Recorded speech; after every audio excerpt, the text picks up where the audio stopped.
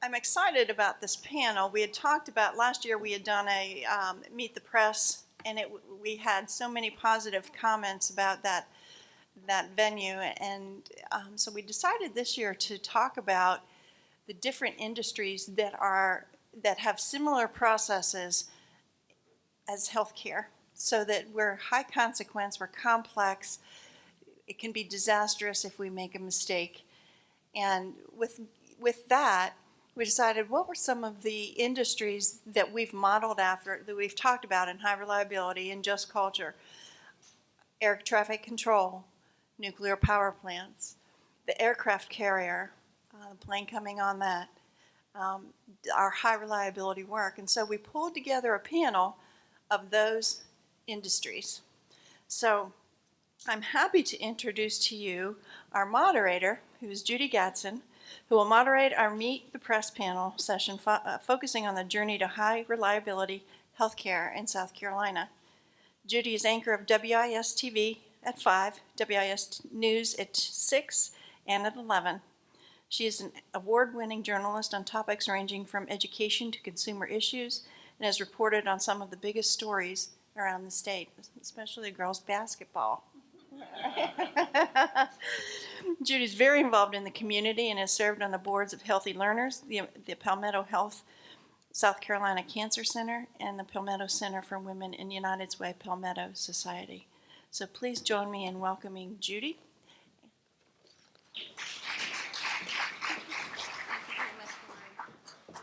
Lori, thank you so much. I really am delighted and honored to be here with you all today and to be invited back, because I learned a lot last year, and I always love it when I can participate in events and get some new perspective and learn new things. And this particular panel, focusing on safety and a culture of safety, is really interesting to me. It kind of took me back when they called and invited me to moderate the panel to when I first started dating my husband, who's now a retired Army officer.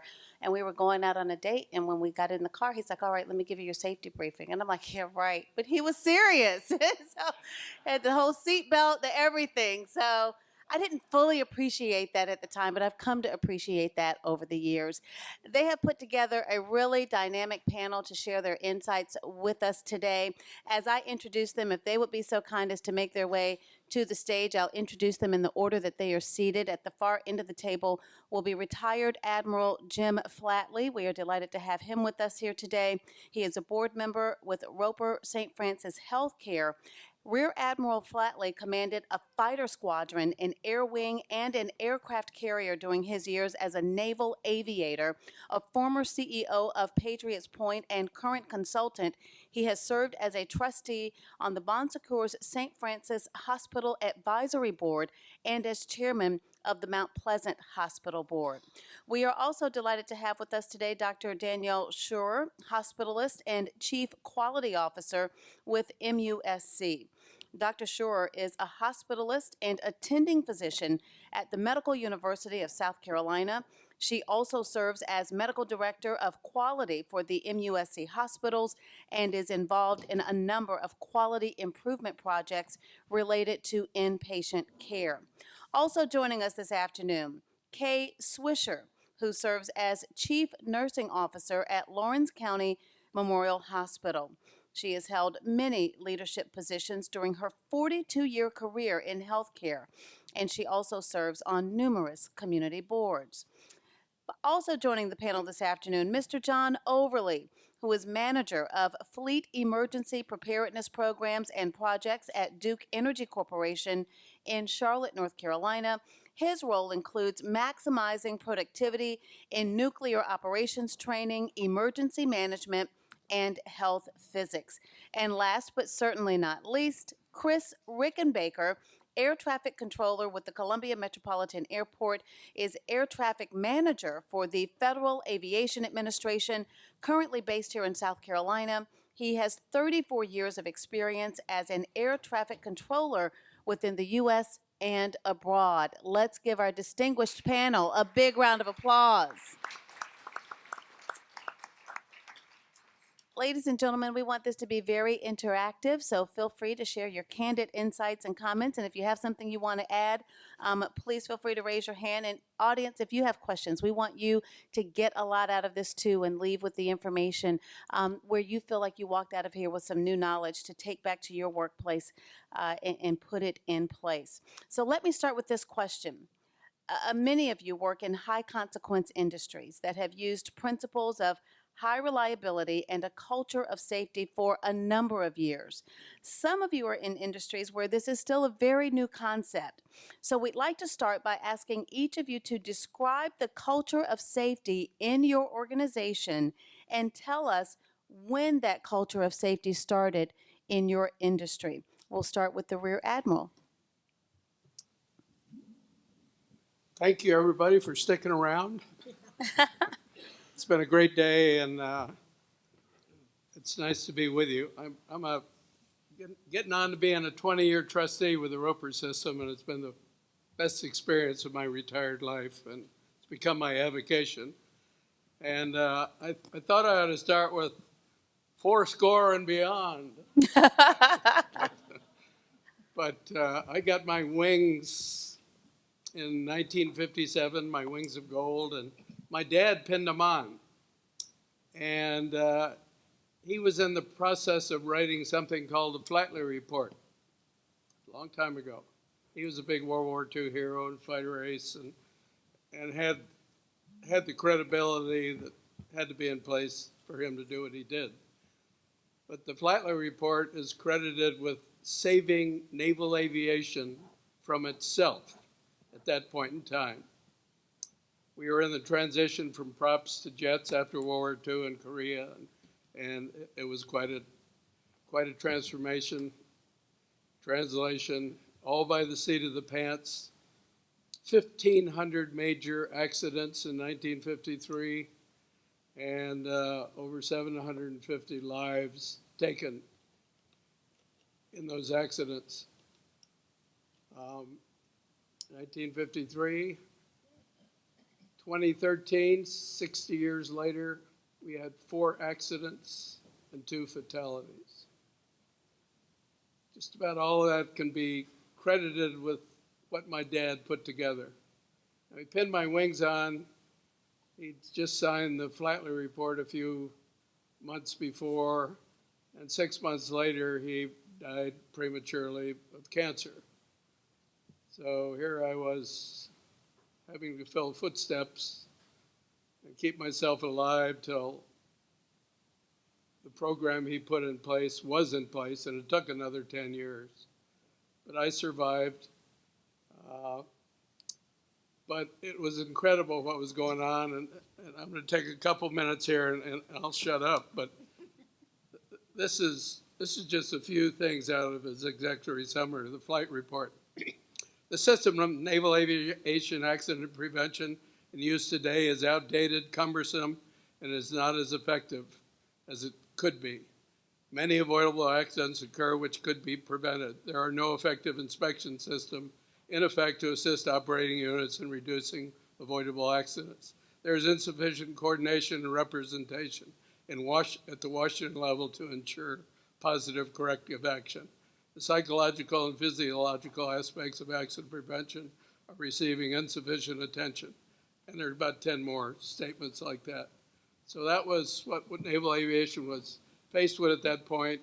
The FLATLEY report got written and it began to be implemented instantly. And a couple of the big things it did, at that point in time, pilots go out and fly any plane that was sitting out there on the flight line.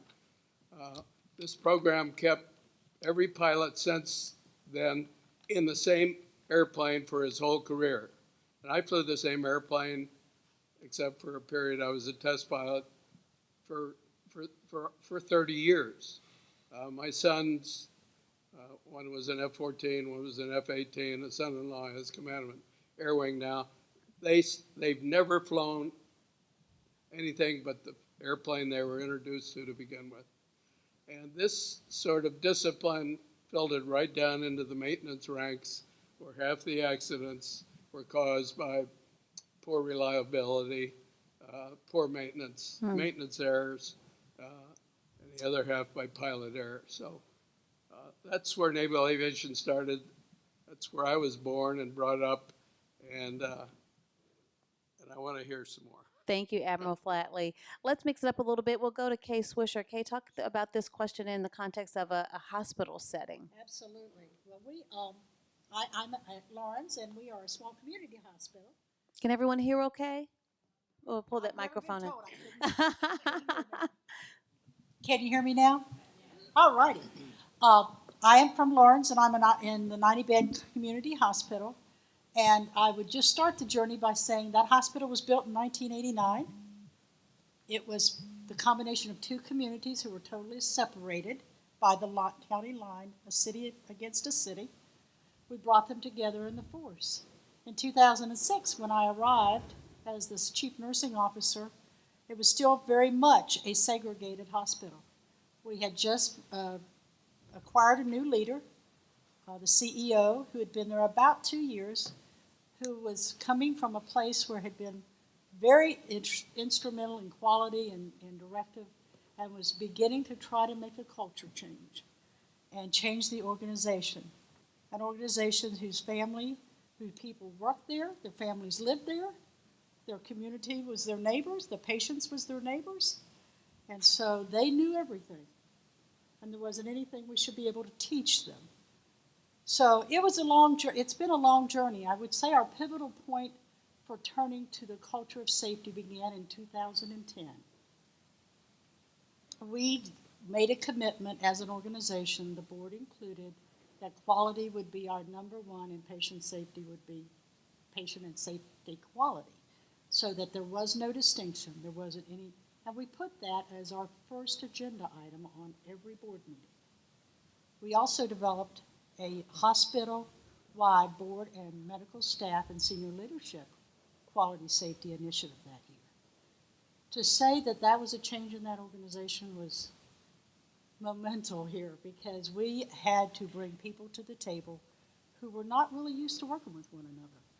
And the culture of safety, we learned that we brought lean in, we started safety initiatives. We've always been very close to the South Carolina Hospital Association and their all their initiatives, so we've been involved in that. And we collected a lot of data, but we didn't do a lot with that data except collect it. And that was the year in which we decided we would make that change and make quality and patient safety and the culture of safety change. We did surveys. We learned a lot from our employees. And when people talk about bringing your frontline staff to the table, you need to bring your frontline staff to the table. They can tell you what works and doesn't work. Absolutely. They can tell you what's really happening out there. So we've been on our journey, I would say, since 2010, and we have made tremendous strides in what we do. And we are continuing on. We joined the South Carolina cohort number 2 with the high reliability last year. So that's another one of our initiatives that we are working on. And that is part of our strategic plan and part of our accountability and our goals as a hospital. So I am proud to say we are on the journey. We have a lot to learn. Fantastic. Let's go to another industry now, Duke Energy Corporation. John Overley, talk with us about the culture of safety there and how it started and has changed over the years. From a safety standpoint in the nuclear industry, really our bellwether event was 1979 with the 3 Mile Island accident. Mm-hmm. So you can imagine all the utilities across the country, we couldn't even build plants exactly alike. Somebody would build a 900 megawatt plant, and the next one comes around and wants to build a 905 megawatt plant. So we were all in this competition.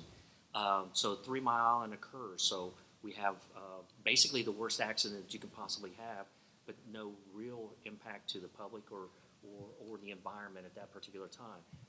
But it was a wake-up call for us as an industry because we didn't have standards. So what we did as an industry, and I'm proud to say that Bill Lee from Duke Energy was the first head of this organization. INPO is the Institute for Nuclear Power Operations. We came together with standardized training for our reactor operations personnel. We put safety systems in place. The Nuclear Regulatory Commission came in and really partnered with the industry. We came up with really good regulations that we can build our plants safely. The ones that occurred after 1979, and then we went back and retrofitted several others for that.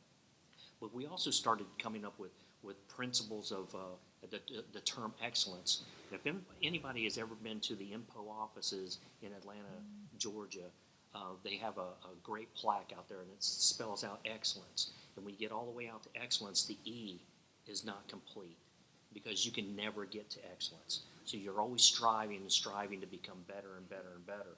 And so we as an industry put together a lot of principles. If you come to one of our sites, the first thing I did when I came in here, I looked around and I saw the evacuation routes. I wanted to know where I was going. I came around, I looked around, and I started seeing purses and stuff like that along the chairs. Well, in our office, they would be against the wall. You and my husband would be good friends. Absolutely. So situational awareness, all this stuff, and I say that, and it's not something that I have to teach my staff or anybody else. It's ingrained. It becomes a behavior. So how many people drove today? Okay. How did you get into your car? Walk up to your car, put the key in the door, or unlock the car and got in and took off and drove, right? First thing that I do is do a 360 around my car. Circle for safety. All the staff at work do that. My wife thinks it's ridiculous, and now I find her doing it and stuff like that. But we do that. So it's what I'm saying is it becomes a habit, it becomes a behavior, it becomes instilled in you. So everything that's in your safety policies at work, when you start to embrace the patients and you make them part of your system and stuff like that, you can impart some of that and explain to them how you're working safely, and then you make them advocates, and you do it one person at a time. So make an advocate, they become an advocate, they will make another advocate, and it just snowballs from there. And I think you make another excellent point that when you lead by example, either in the office or at home, especially with kids and children, and you say your wife now follows that example, that's an important part of that component as well. Let's go back to aviation. Chris, I know the Rear Admiral has talked some about the aviation aspect, but as he was talking, I was thinking lately, as much as we have learned about safety in the field of aviation, we had an incident just this week, totally different airport, different part of the country, but an airline worker apparently took a nap in the under part of an airplane, and the pilot could hear them banging and knocking and calling for help. And so I imagine there's some sort of safety review going on at that airport right now. But talk with us from your perspective as a traffic manager for the Federal Aviation Administration about that culture of safety and how it has evolved. Well, it's hard to be concise when you're talking about something as large as a culture of a federal agency. The FAA has always had this sort of dual role of both being a regulator and a service provider. Air traffic is the service providers, and we instituted what we term as just culture, or a non-punitive reporting system about 5 years ago, and it was primarily because of some infamous incidents where we were not being forthright in our reporting and in our classification of errors and mistakes. For years, it was sort of the managerial norm to manage for silence, to manage for an apparent good performance. The reality is in aviation, the accident rate, particularly the air carrier type accident rate, is extremely low. And in order to, but at the same time, there are always these inherent, risk. Sort of a black humor cliche for us is that when a pilot like the Admiral messes up, the pilot dies. When the controller messes up, the pilot dies. There's not, an automatically,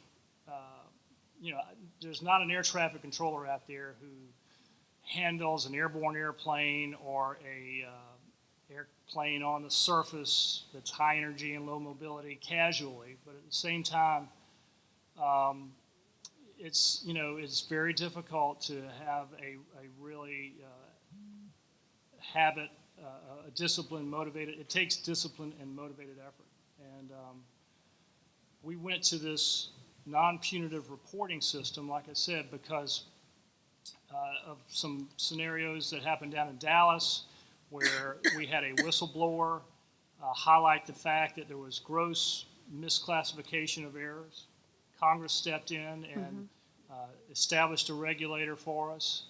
That regulator was, had a fairly minimal role and was obviously ineffective. 2 years later, there was the same scenario, and the entire management teams were replaced in both situations, and they established a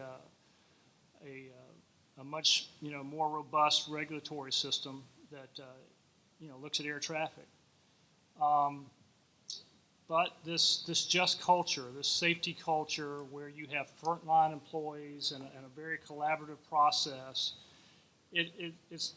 there's huge positives to that, and our data is tremendous. We have got more data than we even imagined possible. A lot of that is, the development of software tools that every mathematical loss, whether we have a loss of separation vertically or laterally, is captured by software and examined external to the facility. So that, we put in place some real external tools and reviews and some software tools that have it's dramatically changed our culture. Thank you very much. I also want to get Dr. Schur in on this conversation. We should also mention that she's a member of the High Reliability South Carolina Safe Care Project with the Joint Commission. What would you add from the medical hospital perspective? Yeah, and I would definitely say, and this will not surprise anyone in the room, but there's no beginning or end to this work.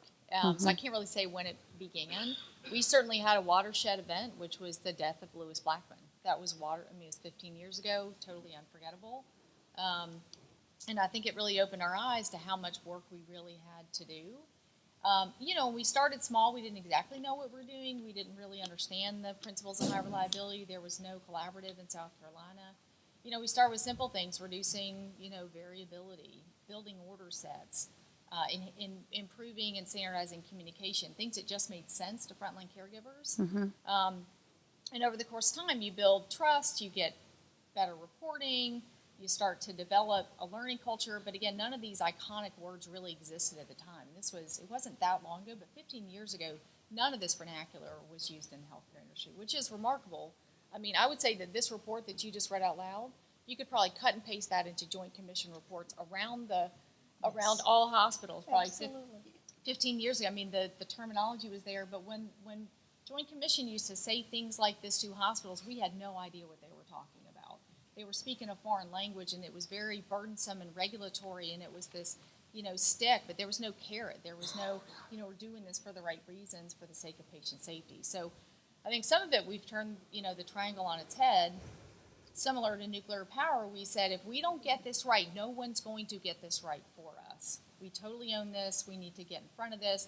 This is not a regulatory problem. This is a patient safety problem. But I will say, having said there's no linear end, I do think we had a major turning point about 2 years ago, and it's when we instituted Just Culture. I really didn't at the time know how powerful that could be as a foundation for a culture of safety. I don't think you can build a culture of safety without a Just Culture. I think they are completely inseparable. But it really built trust, which is the foundation of a learning culture and the foundation of a reporting culture, because people believe then that humans make mistakes, and if you make a mistake, we're here for you, and we're going to learn from it and make it better. Fantastic. I think that gives us definitely a turning point. Absolutely. And for those who may not have known the story of Lewis Blackman, a 15-year-old who died after routine surgery at MUSC. So that was the point the doctor was making reference to. That gives us a great foundation for our conversation. I want to cover as much ground as we can this afternoon. And John Overley, I want to go back to you, because the next question that you touched on a little bit, when you are so entrenched in a culture of safety and have been that way for so long, if you aren't careful, people can start to take that for granted, become lackadaisical, and fall off, quite frankly. How do you avoid that? How do you maintain that level of excellence you talk about, that consistency? It's tough, but it starts internally. I always believe leaders leadership is across all directional lines. And I'll just give you an example of that. I had one of my staff employees, we had a big meeting, had our chief executive officer and all of our executives going from one room, going up some stairs to another room. And our culture is you'll hold handrails. So I had one of my staff members coach the CEO for not holding the handrail. So it's that ingrained into it, but everybody takes a piece. So leadership is a choice, right? It's not positional title or anything else like that. But what we do is to keep things fresh is you assign advocates, you put people in place. So for example, at every one of our stations, we have what we call a leader in the field. So you can call it a walkabout, you can call it whatever you want, but that leader, their whole focus that day is on safety.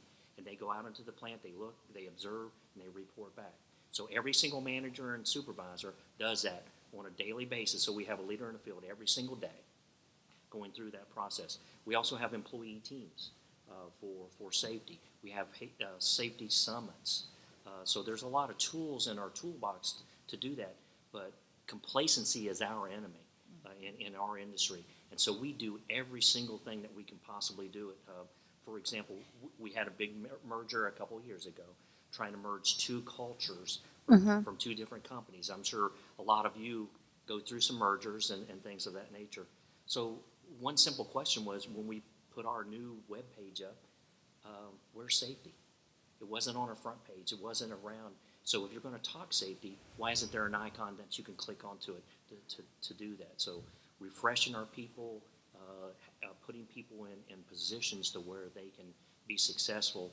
And, you know, I don't have to say anything to my staff. I just hired somebody. They're not getting a safety lecture from me. My staff will make sure that they understand what safety means to them, stuff like that. So it's ingrained from the bottom up and the top down, and you just got to keep continuing working. Okay, Swisher, talk to us about how you fight complacency at Lawrence County Memorial. Well, and I can certainly echo the leadership component of maintaining that. It is a struggle in healthcare for us, especially because there is complacency. What we have done is we've engaged our leader, our CEO, is our strongest advocate. He believes very much in the organization as a whole. He wants each and every person. Let me double check. Can you guys hear okay? We might need you. Yeah, thank you. We engage every member of the organization. We have teams, much like what you talked about. We have Center to Excellence teams. We have unit-based council teams. We have safety huddle teams. We have all those components that do nothing but talk about patient safety and issues that will either harm them or potential harm for others. And we have advisors, what we call advisors. It's in every unit, in every department, and their whole role is to help facilitate and proactively work with members of their peers who may or may not be doing what they should in a very professional and equitable manner, but to help them understand the importance of knowing what to do, when to do it, and how to do it if they don't. And it's okay. We embarked on Just Culture in 2011. We made a commitment as an organization. We sent 4 people to become certified in Just Culture and bring it back to our organization. The reason we did that is for every employee survey that we got, that we did, our employees kept telling us how there was not fairness, there was not consistency, there were issues surrounding them and the patient safety. So we felt like we were only taking the tip of the iceberg. Okay. And in order to get engaged, we had to bring the staff into it. And Just Culture is the way to do that, because it's okay to speak up. It's okay to stop if a surgery is not going according to plan, or if something's happened. That was a very tough thing, because much like what was described, is it was that silence. If you didn't report, there was silence, and everything was fine. And we all knew that it wasn't fine. So I think for us, it's keeping every person in the organization engaged. We have yearly workshops where our frontline staff teach everyone else in the organization, including physicians, about Just Culture, about quality, about patient care and patient safety. And they are doing that right now as part of a patient experience team. And it was interesting this morning when we opened the Cleveland Clinic video. That is the video that we use on each and every session that we're doing with the patient experience team. Oh, wow. So Fantastic. it's fantastic. Rear Admiral Flatley, talk to us a little bit about what you have seen work as successful strategies to really sustain a strong culture of safety. Well, when Dr. Muthing this morning mentioned a hierarchy, and there's got to be one. I don't care where you are. There's got to be a hierarchy, but it's got to be caring leadership. You go right back to the golden rule. I really get frustrated going to a lot of the hospital symposiums, and we're getting all these motivational lectures and languages I've never heard before, and it's just so pure and simple. Do the right thing the first time. Always do the right thing. But I guess we got to keep people employed. But this just culture, when my dad, he started the Naval Aviation Safety Center as part of all the other things he did, and it created a magazine to communicate. It was called Approach, and it had two meanings: approach to safety, approach to the airfield or the carrier. But the best feature within that magazine was the Any Mouse, Mickey Mouse, Any Mouse report, a play on anonymous. So right into this non-attribution, and that is so rock solid throughout naval aviation. There are two kinds of leadership. There's one, getting your sailors going in the right direction to support the mission. The other is towards safety and safe operating procedures. And the non-retribution is so understood, it never has to be mentioned. It's just imperative. And take care of your people, take care of your nurses. They're going to take care of you. They're going to take care of your hospitals. Do the right thing, because it's the right thing to do. And I did 31 years of, an aircraft carrier is a hospital, 6,000 sailors, Right. every department in the world, and it doesn't run if every sailor on that ship isn't doing his job, particularly on a mid-watch.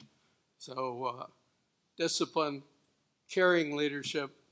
I used to go down the passageway when I was an admiral, and before anybody could brace against the wall, I'd give them carry on, because I wanted them to keep going, get their job done. So there's never any of this bracing up, but there's a respect for authority, and that's what makes things go so well and so safely in naval aviation right now. Wonderful, thank you.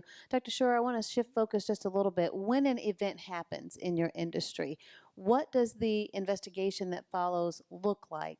And then how long does it take to communicate those lessons learned back throughout the organization so that everyone benefits from those lessons learned?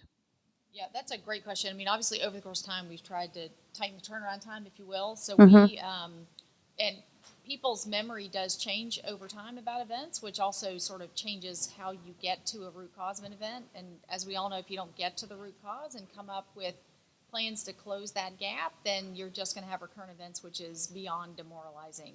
Right. So we do try to get to events within 72 hours. We do a lot of pre-work before what we call the root cause analysis, which is a little bit more of a formal debrief. And then the action plans take a variety of amounts of time. Probably what we have done least well is figure out productive ways to get all that information back to frontline caregivers. I think that has been very difficult given the breadth of events, and we are very transparent about events, which I think is much more helpful than we used to be. So we do widely advertise when we've had a serious safety event, including posting it on our internet, because it's the patient information as much as it's our information. But really getting into the details, I think it was one of our first speakers that was talking about what if patients really want, what's very satisfying for them. They need to know if some harm has occurred, what did you do to make it not happen again? It's bad enough that it happened once, but it's intolerable for it to happen twice. And so I think that is by far the most difficult. We've done it as best we can on a one-to-one basis and calling families and making sure they have some understanding of what we've done and why. But I think that piece is by far the most challenging. I would agree with that. I think our biggest challenge is not performing and getting the work done. It's that follow-up and follow-through and Closure. staying maintained. That's really a struggle for us. Chris Rickenbacher, you mentioned earlier about the regulations that were put in place after some incidents, and that leads to one of the questions I wanted to discuss today. When you're working in a heavily regulated industry, how do you meet all of the regulatory requirements, but at the same time manage to be effective, safe, and reliable, and to maintain that strong sense and culture of safety?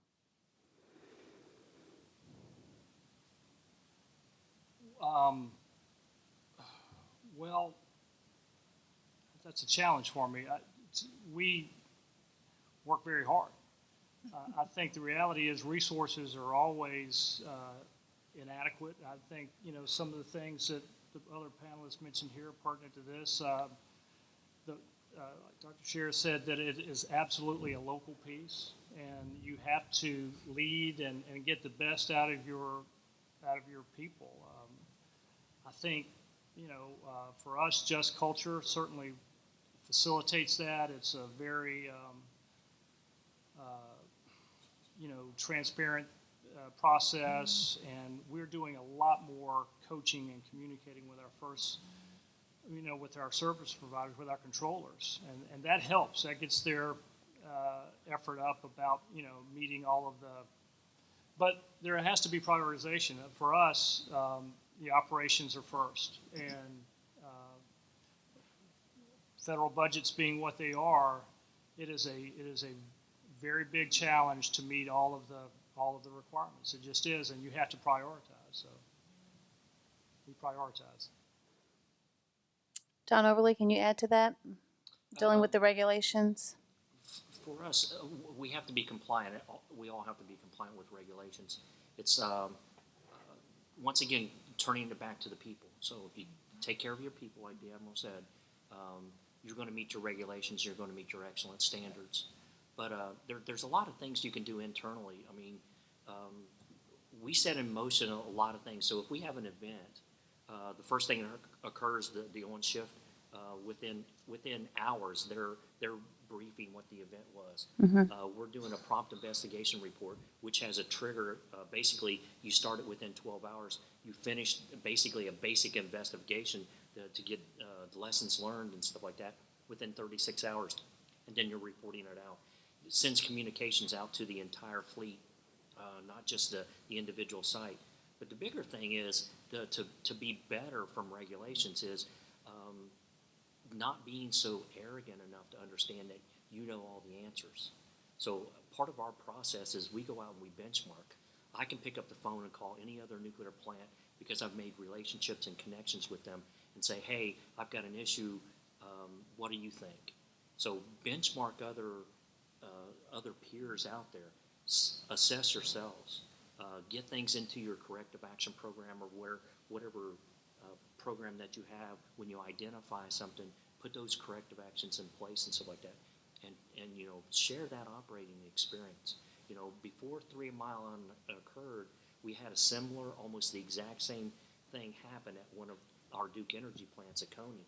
Had we shared that operating experience with 3 Mile Island, 3 Mile Island would have never have occurred. So if we have a problem with one of our hospitals, with patient care or something like that, if we share that with another hospital or another place, we're not going to repeat that mistake.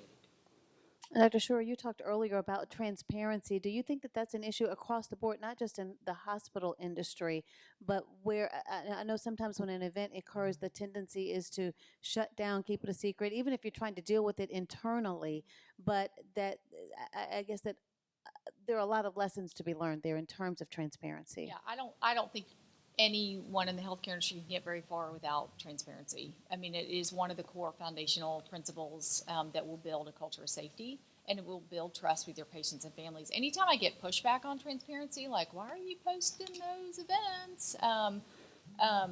I say no one knows in more detail about what happened than the patient and the family, because they're the first ones to know. A, they experienced it. B, we told them exactly what we think happened, how we think it happened, what we think we're going to do about it. So they know in more detail than anyone else in the entire organization about the event. So there should never be any concern about, litigation, any of that kind of stuff, because if that's going to happen, it's going to happen. And sometimes, frankly, it probably should happen. And so the transparency starts with the apology and disclosure, and it starts at the bedside. And so if you're really honest with you and your organization and your board, and you say they know just as much as anyone else, then the rest of the conversation is very easy. But without full transparency, you will never get reporting and just called. It won't go anywhere. A question for the whole panel. So somebody just jump in and take this on. If you can share something that can really be illustrative to our audience today. Can any of you give us general information about a near miss or a break in the normal process that could have led to a safety event, and how your organization and or your safety process responded? I have a Sure. one. So we had it did fortunately end up being a near miss, but there was a nurse who was about to administer a medication that was packaged by a robot. And she looked at the medication, and the pill looked a little bit smaller than what she would have expected for that medication. So it was just sort of this inkling, that mindfulness, sensitivity to operations, but it was packaged right, it was barcoded right, all that kind of stuff. But something stuck in her mind and said, something is not right here. So she sent it back to the pharmacy. And it ends up there was some software glitch, and the robot had actually repackaged the wrong medication. And there was no way that would have been caught other than the visual inspection of that pill by that nurse. And ends up there was a whole pile that had already been sent out to the floors. And it could have been unbelievably bad. And it was a medication that couldn't have been easily replaced, or It would have been noticed. It would have been. Yeah. There would have been side effects. Right. So it was a huge celebration for that nurse. It was balloons and pictures with our CEO, and put her name in our Safely Speaking Daily, email newsletter, et cetera, et cetera. So that was a great celebration. And that's the other thing I will say, kind of as a lesson learned, is anytime we hit those golden nuggets of near misses, we need to trip over ourselves to reward and recognize those individuals, because it's just a testimony to a non-punitive culture. Anyone else? It was a great day. I would love to, without going into a lot of detail, we actually had a near miss in our OR about a year ago, whereby a physician had ordered an implant to be flashed so he could use the implant that had not been prepared for the patient in the patient. And luckily, our central sterile person had realized that this was not appropriate, and that she had indeed sterilized the right piece. And so she stood up to the physician, who said, "You will not use this, we will not process it. You have the correct piece. If you cannot do the surgery with the piece that you have, then we should stop the surgery." Now, everything had been planned and checked right before they went in, so they had all the proper stuff. Wow. But that physician had changed his mind. And in the past, there had been someone who had done that for him. And luckily for us, that young lady had the courage to stand up and say no and speak up on behalf of the patient, and probably save that patient a serious event. So we are very proud of her. She has been recognized in every committee, the medical staff, and everywhere else, because Yeah. I think it's important. It is. That says something about speaking up and making sure you do the right thing for the right reason, and that is for the patients. Well, doing the right thing is a great segue to the Rear Admiral. He was driving that point home earlier. You wanted to add? Absolutely. Well, just catch, not non-retribution. The Roper system in Charleston recently started giving awards we call Just Catch. And it's avoiding a near miss. But we just gave 4 recently, and I happened to be in attendance. And every one of them was to a nurse or a technician who stood up to a type A doctor, be a surgeon or somebody else, told him to stop, and corrected it, and they were rewarded for their performance. And before we finish here, I never go to one of these things without God bless you, nurses, wherever you are and whatever you do. There wouldn't be healthcare without you nurses with your mothering care and your concern. And you are the success of the industry. And thank you for everything you do. Fantastic. As we wrap up in our last 15 minutes, I wanted to hear from each of you about when you just look at your typical day. I mean, we know about the big policies and initiatives, but when you look at your typical day and the culture of safety, what does that look like for you? Chris, we'll start with you and work our way down. Well, in a typical day, there's about 300,000 operations in the NAS, in the National Airspace System, and there are tremendous safety margins built into our standards and into our separation standard, and so we have, this is sort of backtracking to the last question, but we have lessons, free lessons or opportunities to learn daily. In a small facility like Columbia, I'm briefing monthly on incidents that occurred where there was a loss of separation, but it wasn't necessarily a risky scenario. It's an opportunity to learn. And that's the great thing about Just Culture. I do have to say for us and in our federal agency, we struggle somewhat with the accountability piece. We don't have the military chain of command and authority. We have the most powerful federal union.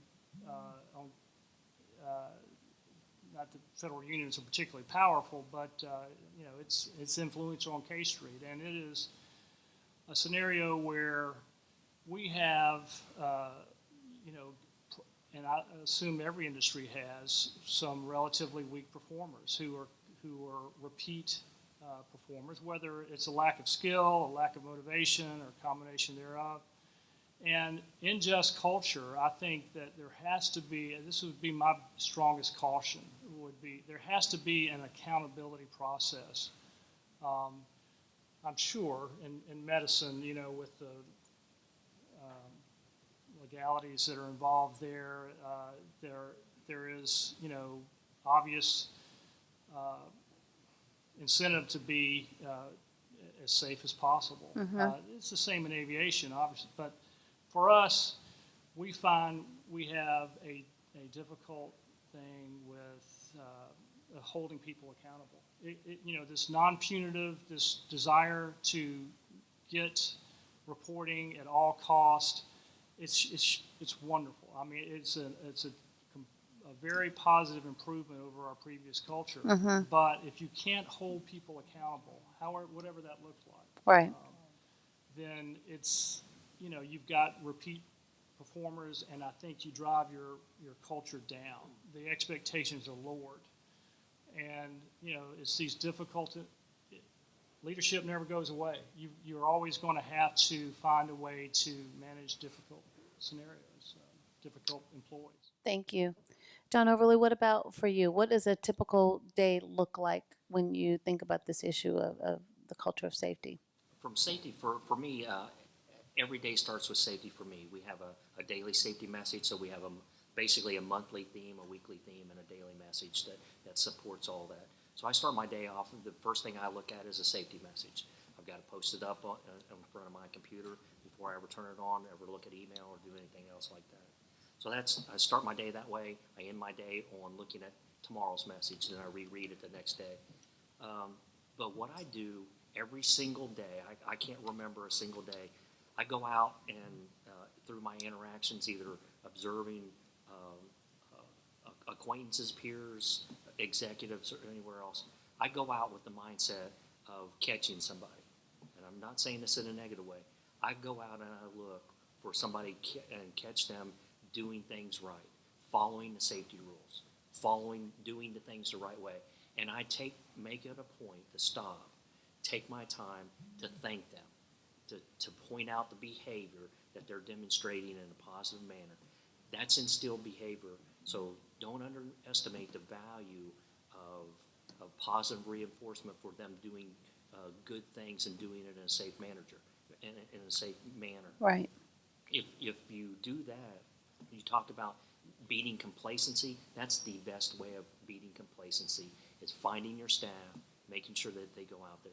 And I've said staff 3 times now, and that's probably the 3 times I've said that in 4 years or something like that I've been doing that. I have teammates, so we're all part of the same team. So I use the word teammate and not direct report, not staff, not anything else like that, so that we're all part of the same team. Fantastic. We've got about 10 minutes left. I want to hear from our other 3 panelists, and we'll get one more question in if we can.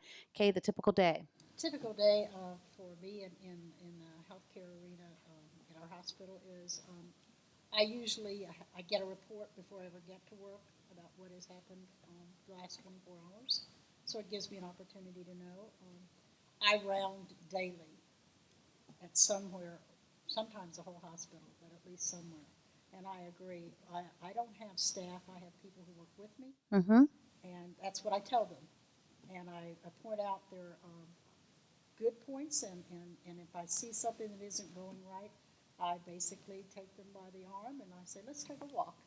And we go down the hall and we talk about it. That I think is non-punitive. Holding people accountable is very important. Right. A just culture doesn't mean you don't hold people accountable. If they're doing the right thing, that's accountability. If they're not, you coach and mentor, but there comes a point in time where you have to do other things, and that's what you do if it's necessary, especially if it's a patient harm issue or a patient issue that could create harm. But I think it's very important to ask the staff is how is your day going? What is working well for you today? What do you need help with? Do you have the tools that you need to do your job? And all of those things will get you everything you want to know.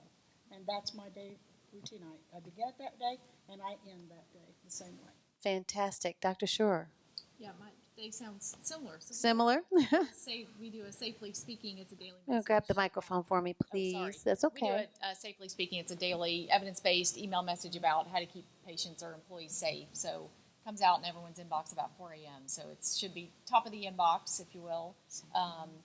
And then we also do a daily check-in, which is the look back and look forward. We do it 7 days a week, and so it gives an opportunity for folks to debrief on things that have happened and how were we resilient and the other high reliability principles, and then a look forward. We spend 3 to 5 hours a week safety rounding, kind of open-ended. You know, we go to the units and say, how can we hurt a patient today? What makes you feel unsafe or disrespected? You know, a lot of the stuff that we've talked about earlier today. So, Okay. So we do try to keep it top of the mind all day, every day. Fantastic. And Rear Admiral. Standardization, standardization, standardization. I flew 3 tours in Nam, about 250 missions.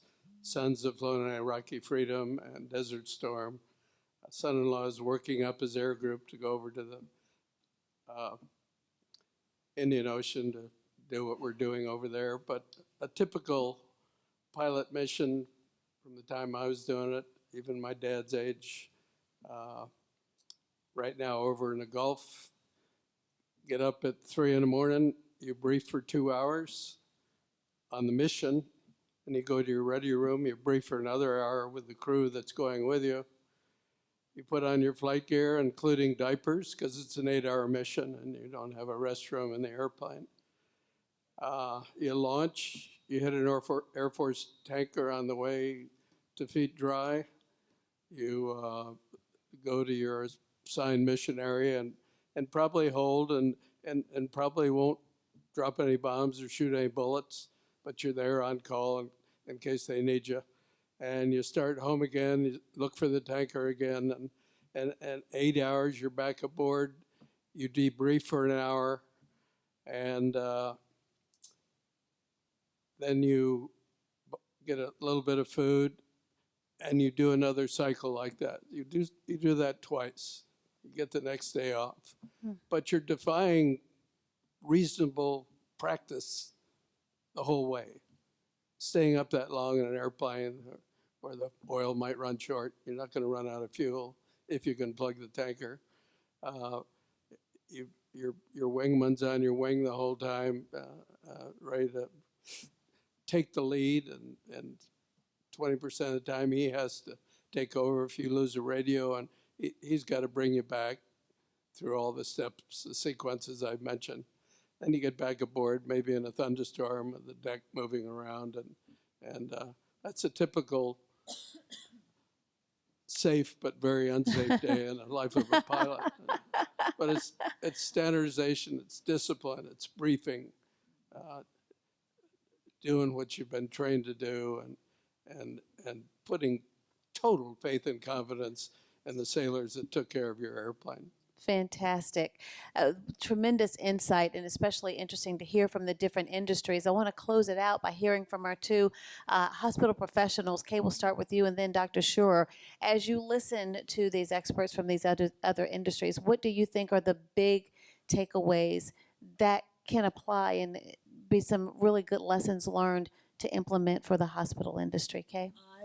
I will tell you that my entire day here has been a learning opportunity for me. So, but I certainly know that standardization, reducing variances, order sets, evidence-based practice, accountability, leadership, all of those things will play a pivotal role, and I can take some of that back and implement it at the hospital where I am at. And I've learned a lot from that today, and I think if you haven't, there's something missing. We can learn so much from other organizations. Yes. And have with the aviation, with nuclear. It's astounding the safety records that they hold, and I do think healthcare hospitals have a lot to learn. But we also have embarked on the journey, and I believe that we're going in the right direction. Absolutely. And Dr. Schurer, you said that this is an ongoing process. So it is about evolving, and technology, as we learn more, has a bigger impact. What do you think are the big takeaways for you today? I think other industries have done a preoccupation with failure much better than we have. I mean, as you mentioned, when you walk in a room, the first thing you look at is the evacuation route. And I would venture to say that a lot of healthcare professionals still don't have that mindset, that they're still, whether we like it or not, many people still believe that bad things happen. And that's just sort of part and parcel with the industry. And until we get that preoccupation with failure, how can things happen, and how do we mitigate, and how do we be resilient, and all the other high reliability principles, then I think we are still lagging about a decade or two behind on being completely relentlessly preoccupied with failure. Wonderful. We want to thank all of our panelists for their time and their valuable insight today. Let's give them a big round of applause. We also want, especially me being a military wife, I always have to take the opportunity to thank Rear Admiral Flatley for his service, and all of our military members who may be here with us today. Thank you very much for paving the way, as my husband likes to say. And John Overley, I want you to know I'm going to leave here and start doing a 360 around my car every morning and every night. Thank you for that. Ladies and gentlemen, you have been a wonderful audience. Thank you. I hope that you learned a lot, got some great insights that you can take back and share and apply. Let's give our panelists one more big round of applause. Have a great afternoon.